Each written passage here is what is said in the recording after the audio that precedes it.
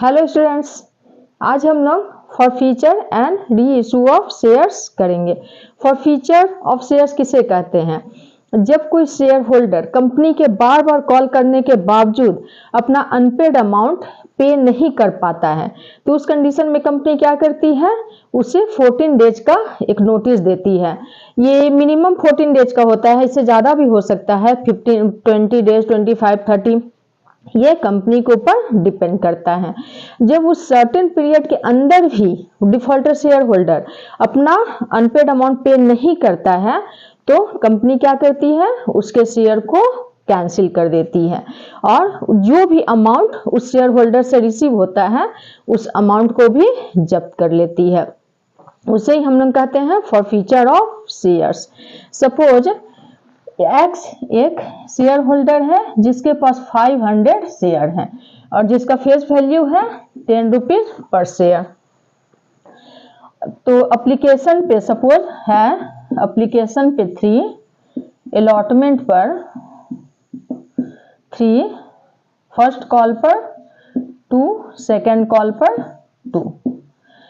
तो ये एक्स ये एप्लीकेशन मनी दे दिया, अलॉटमेंट मनी दे दिया, but first call and second call money नहीं दे पाया। तो कंपनी क्या करती है? एक्स को कॉल करती है। कॉल करने के बाद भी एक्स नई अमाउंट दे पाता है, तो कंपनी इसे 14 डेज का नोटिस भेजती है।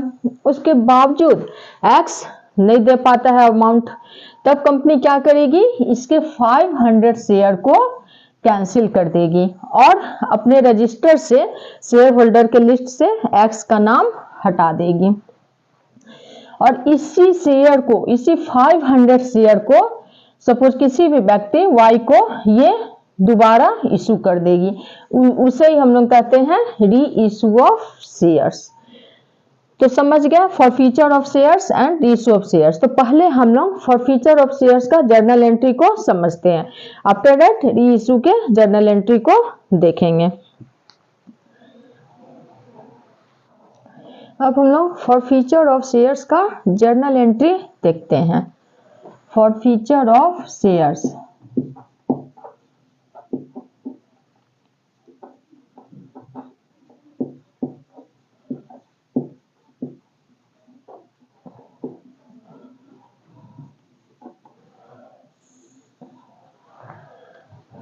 शेयर दो तरीके से इशू होता है, at par and at premium. ये तो आप लोग जानते ही हैं। तो जब एट पार पे शेयर इशू हुआ हो तो फॉर फीचर के केस में किस तरह से एंट्री करेंगे, इसको हम लोग एक एग्जांपल से समझते हैं। क्वेश्चन है, Ramesh was holding 100 shares of ₹10 each of a company on which he had paid ₹3 on application, ₹2 on allotment, but could not pay ₹2 on first call. Shares of Ramesh are forfeited by the directors. यहाँ देख रहे हैं रमेश एक share holder है जिसके पास 100 share है। देख रहे हैं रमेश के पास कितना शेयर है? 100 शेयर जो 10 ईच है। और ये रमेश एप्लीकेशन पे 3 रुपीज पे किया, अलॉटमेंट पे 2, बट फर्स्ट कॉल पे नहीं कर सका। लेकिन सेकेंड कॉल के बारे में क्वेश्चन में कुछ भी मेंशन नहीं है। इसका मतलब कंपनी सेकेंड कॉल के लिए अभी कॉल नहीं की है, कंपनी यहीं तक कॉल की है। सेकेंड कॉल जब मेंशन नहीं हो क्वेश्चन में, इसका मतलब यहीं तक कंपनी, फर्स्ट कॉल तक ही कंपनी कॉल की है। तो कॉल्ड अप अमाउंट आप लोग पढ़ चुके हैं। कॉल्ड अप अमाउंट जब जितना के लिए कंपनी कॉल की हो उसे ही हम लोग कॉल्ड अप अमाउंट कहते हैं। तो कॉल्ड अप अमाउंट यहाँ कितना हो जाएगा? 3 on application, 2 on allotment and 2 on first call, 7 हो जाएगा यहाँ कॉल्ड अप अमाउंट जितने के लिए कंपनी कॉल की है।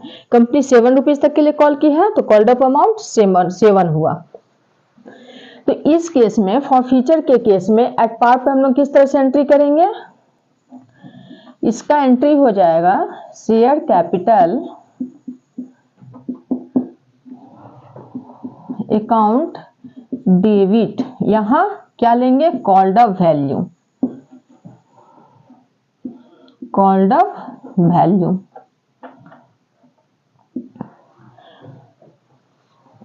अब आप लोग ये सोच रहे हैं कि शेयर कैपिटल को तो अभी तक हम लोग क्रेडिट करते आए हैं, लेकिन इसमें डेबिट क्यों किए हैं?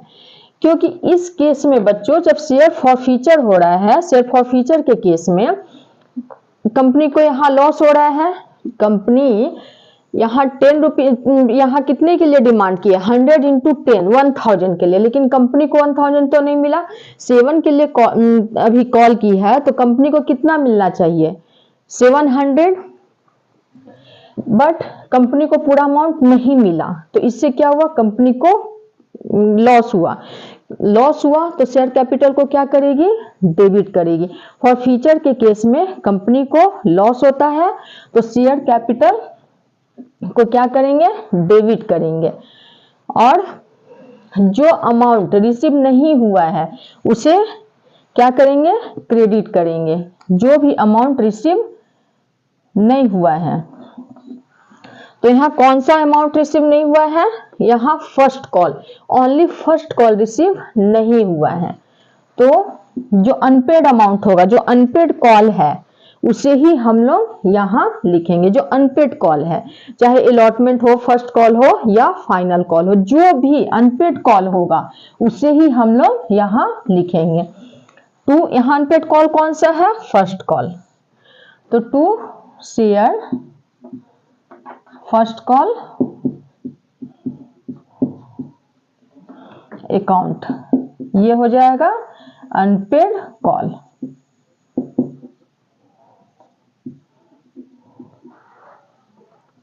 टू शेयर फॉरफीचर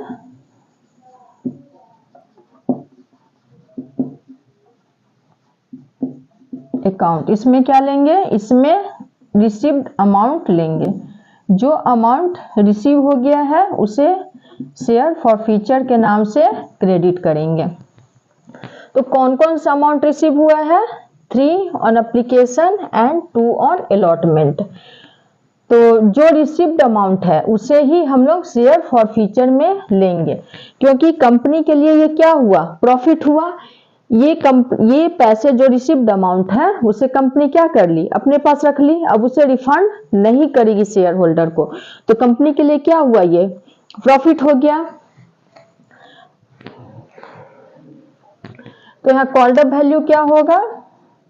100 शेयर है इंटू कॉल्ड अप वैल्यू कितना है? 7, तो यहाँ हो जाएगा 700। अनपेड कॉल फर्स्ट कॉल है 100 इंटू 2, तो 200 हो गया। और receipt 100 into 5, 3 on application and 2 on allotment, 500। समझ गए? एट पार पे जर्नल एंट्री फॉरफीचर के केस में share capital account debit to share first call, जो भी अनपेड कॉल रहेगा उसका नाम यहाँ लिखेंगे, और फिर जो रिसीव्ड अमाउंट होगा उसे शेयर फॉरफीचर के नाम से क्रेडिट कर देंगे। अब हम लोग देखते हैं एट प्रीमियम। एट प्रीमियम के केस में कैसे एंट्री करेंगे?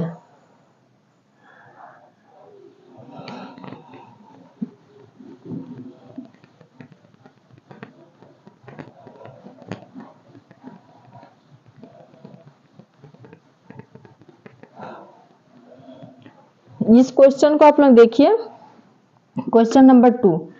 यहाँ एट प्रीमियम में 2 तरीके से होगा।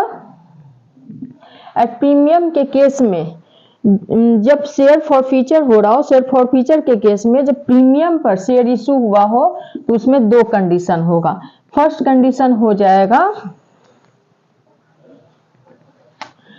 फर्स्ट कंडीशन होगा when premium is received, premium is received, and second when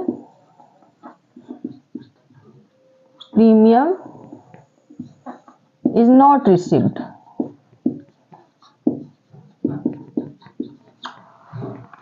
जब शेयर प्रीमियम पर इशू हुआ हो उस केस में, जब शेयर फॉरफीचर हो रहा हो तो उसका 2 केस होता है। जब प्रीमियम रिसीव हुआ हो तब शेयर फॉर फ्यूचर के केस में क्या एंट्री करेंगे, और जब प्रीमियम रिसीव नहीं हुआ हो उस केस में फॉर फ्यूचर का एंट्री कैसे करेंगे। तो पहले हम लोग फर्स्ट नंबर देखते हैं, when premium is received, when premium is received.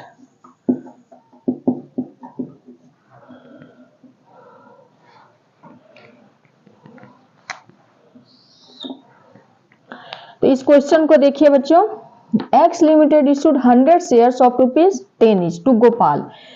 X limited Gopal को 100 शेयर इशू किया at a premium of ₹4 per share. He had paid ₹4 on application, ₹6 on allotment including premium. Allotment पे प्रीमियम है। Gopal has not paid ₹2 on first call and ₹2 on final call. तो यहाँ देख रहे हैं दोनों क्वेश्चन में अंतर समझ है। यहाँ कॉल्ड अप वैल्यू क्या है, 10 है। कॉल्ड अप जो फेस वैल्यू है वही कॉल्ड अप वैल्यू है। यहाँ देख रहे हैं, यहाँ फेस वैल्यू था 10 और कॉल्ड अप वैल्यू है 7, बट इस क्वेश्चन में फेस वैल्यू है 10 एंड कॉल्ड अप वैल्यू भी 10 ही है। पूरा 10 रुपीज के लिए कंपनी कॉल की है, तो इसमें कॉल्ड अप वैल्यू क्या हो जाएगा, 10 हो जाएगा। Face value and called up value दोनों यहाँ समान सेम हो जाएगा। तो यहाँ होगा शेयर कैपिटल अकाउंट डेबिट। यहाँ कंपनी, यहाँ Gopal first call and second call पे पेमेंट नहीं कर पाया, तो इस केस में शेयर कैपिटल अकाउंट डेबिट,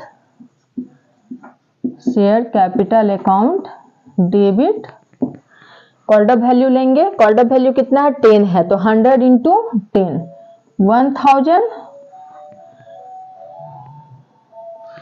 और इसका देख रहे कैसे, इस केस में एप्लीकेशन पर है, यहां देखिए एप्लीकेशन पर कितना है, 4, एप्लीकेशन पर 4 है। अलॉटमेंट पर है 6 ऑन अलॉटमेंट, जिसमें 4 रुपया है प्रीमियम। अलॉटमेंट पे टोटल 6 है, जिसमें 4 है प्रीमियम का, तो अलॉटमेंट पे कितना हो जाएगा, 2 हो जाएगा। तो अलॉटमेंट पे 2 प्लस 4, फर्स्ट कॉल है, फर्स्ट कॉल पर 2 है एंड सेकेंड कॉल पर 2 है। तो अब यहां देख रहे हैं इसमें प्रीमियम कंपनी को रिसीव हो गया है।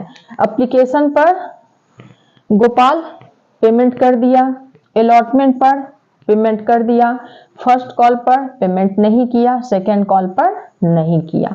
देख रहे ये क्या केस बन रहा है, इस केस को समझिए। एप्लीकेशन पर तो कंपलसरी है पेमेंट करना, तो एप्लीकेशन पे कर दिया।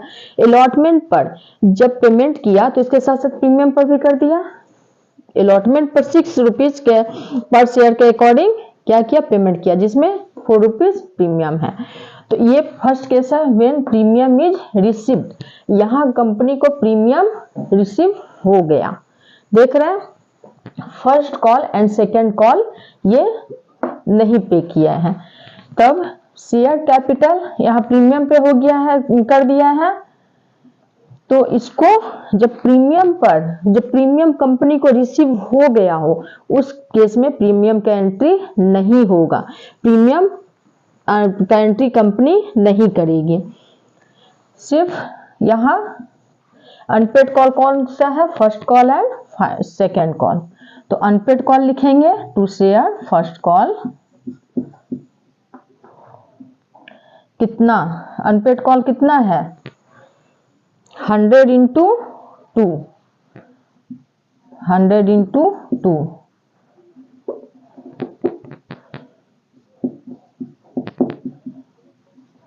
200, और फिर शेयर सेकेंड कॉल,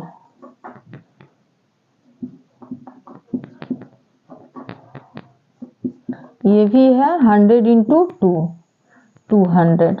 तो पहले हम लोग अनपेड कॉल को क्रेडिट किए। अनपेड कॉल कौन कौन सा है, first call and second call, तो first call and second call को क्रेडिट किए। फिर share for future, to share for future,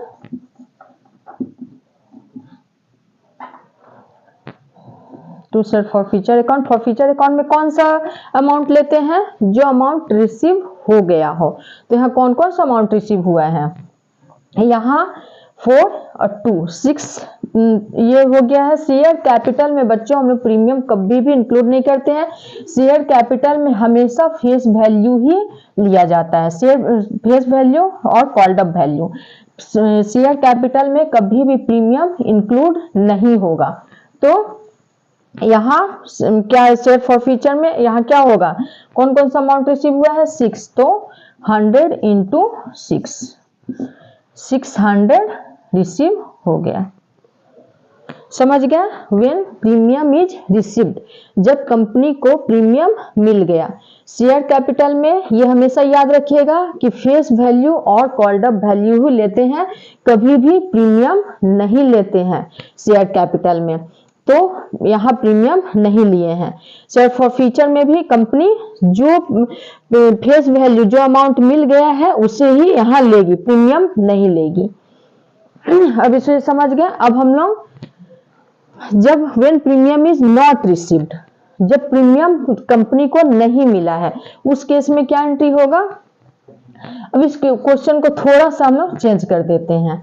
अब गोपाल जो है वो सिर्फ एप्लीकेशन मनी ही दिया है, allotment money first call and second call नहीं दे सका। ये भी नहीं दिया, ये भी नहीं और सेकेंड कॉल भी नहीं। तब यहाँ क्या हो रहा है? जब अलॉटमेंट मनी ही नहीं दिया तो प्रीमियम भी नहीं दिया। तो ये कौन सा केस हो गया? When premium is not received. इस केस में क्या करेंगे? इस केस में प्रीमियम का भी एंट्री होगा। इसी क्वेश्चन को हम लोग थोड़ा सा चेंज कर दिए। अब यहाँ क्या करेंगे? प्रीमियम को कंपनी को नहीं मिला तो क्या होगा? कंपनी के लिए लॉस होगा और लॉस को कंपनी क्या करेगी? डेबिट करेगी। तो यहां लिख देंगे सिक्योरिटीज प्रीमियम रिजर्व अकाउंट। यहां securities premium account, securities premium account debit कितना? 100 इंटू 4, यहां हो जाएगा 400। प्रीमियम नहीं मिला। पहली बात तो प्रीमियम नहीं मिला तो कंपनी के लिए लॉस है, लॉस है तो डेबिट करेगी। और दूसरी बात, प्रीमियम हमेशा शेयर कैपिटल के साथ ही रहेगा। जब हम लोग शेयर कैपिटल को क्रेडिट कर रहे थे तो प्रीमियम को भी क्रेडिट कर रहे थे, और शेयर कैपिटल को डेबिट किए हैं तो प्रीमियम को भी डेबिट किए हैं। प्रीमियम हमेशा शेयर कैपिटल के साथ ही होगा। और यहाँ लॉस हो रहा है तो कंपनी क्या करेगी? प्रीमियम को डेबिट करेगी। और शेयर फर्स्ट कॉल यहाँ हो जाएगा अलॉटमेंट। अलॉटमेंट पर भी नहीं मिला है कंपनी को,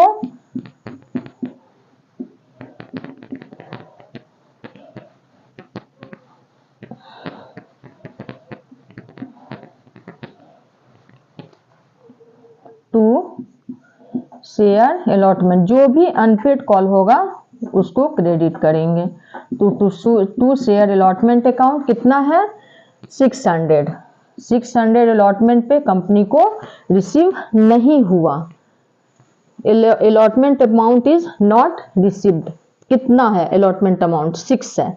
तो इसमें नहीं मिला तो प्रीमियम के साथ लेंगे, क्योंकि प्रीमियम पे टोटल कंपनी को 600 का लॉस हुआ है, तो पूरा 600 यहां लेंगे। To share first call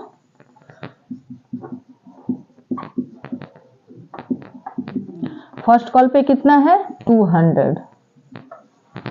to share second call, second call पे भी 200 हो गया। समझ गए? देख रहे हैं दोनों डेबिट क्रेडिट 1400 और टू शेयर फॉर फ्यूचर। अब यहाँ फॉर फ्यूचर में जो अमाउंट रिसीव हुआ है, to share for future account, तो फॉर कितना अमाउंट रिसीव हुआ है? 100 इंटू 4, 400 रिसीव हुआ है। तो शेयर फॉर फ्यूचर में कौन सा अमाउंट लेते हैं? Received amount. तो ये 100 इंटू 4 रिसीव हुआ है। तो समझ गए ये दोनों केस को, जब एट प्रीमियम में प्रीमियम रिसीव हुआ हो और जब प्रीमियम रिसीव नहीं हुआ हो। तो जब प्रीमियम रिसीव नहीं हुआ हो तो प्रीमियम का एंट्री करेंगे, और जब रिसीव हुआ हो तो एंट्री नहीं करेंगे। बस जब लॉस हुआ हो तो शो करना है, लॉस नहीं हुआ हो तो शो नहीं करना है। कंपनी लॉस को याद रखती है, प्रॉफिट को नहीं। कोई भी व्यक्ति, अगर आपको ही लॉस होगा तो आप उसे हमेशा याद रखेंगे, लेकिन प्रॉफिट लोग भूल जाते हैं, लॉस कभी नहीं भूलते हैं। इसलिए कंपनी भी लॉस को नहीं भूलेगी, लॉस को कंपनी क्या करेगी, याद रखेगी। जब भी प्रीमियम नहीं मिला हो तो उस केस में कंपनी को क्या हो रहा है, लॉस हो रहा है, और लॉस को कंपनी क्या करेगी, याद रखेगी मेंशन करके। और जब कंपनी को लॉस नहीं हुआ हो, तो उसे याद नहीं रखेगी। अब आप लोग समझ गए फॉर फ्यूचर ऑफ शेयर्स का जर्नल एंट्री। अब हम लोग नेक्स्ट क्लास में री इशू ऑफ शेयर्स का जर्नल एंट्री को समझेंगे। अगर आप लोगों को इसमें किसी भी तरह का कोई भी कंफ्यूजन हो तो कमेंट में आप हमसे पूछ सकते हैं। अगर आप लोगों को मेरा ये वीडियो पसंद आया हो तो please like share and subscribe जरूर करें। Thank you.